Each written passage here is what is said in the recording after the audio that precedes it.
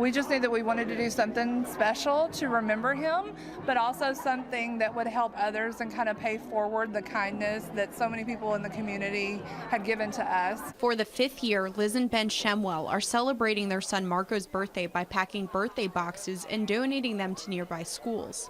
In 2018, 4-year-old Marco was hit and killed by a car outside of Kroger Field at a UK football game. A year later, Liz and Ben created the Marco Shemwell Foundation in his honor. Since Marco's tragedy happened while he was leaving a Kentucky football game, the love and support we receive from the Kentucky football family and Coach Stoops and the players is always something that is just so meaningful to us. With events like these serving as an opportunity to give back to the community that supported the Shemwells. The response that we needed in our time of need and our time of suffering was just overwhelming by the community. We had so many people, some that we knew, a lot that we didn't know, reach out. Liz and Ben hope to surpass 4,000 total birthday boxes to help others celebrate their own birthdays as the community collectively celebrates Marco's 9th birthday. We don't get to celebrate Marco's birthday with him anymore, but it still feels like we do, and we get to celebrate his life and we get to remember him and honor him,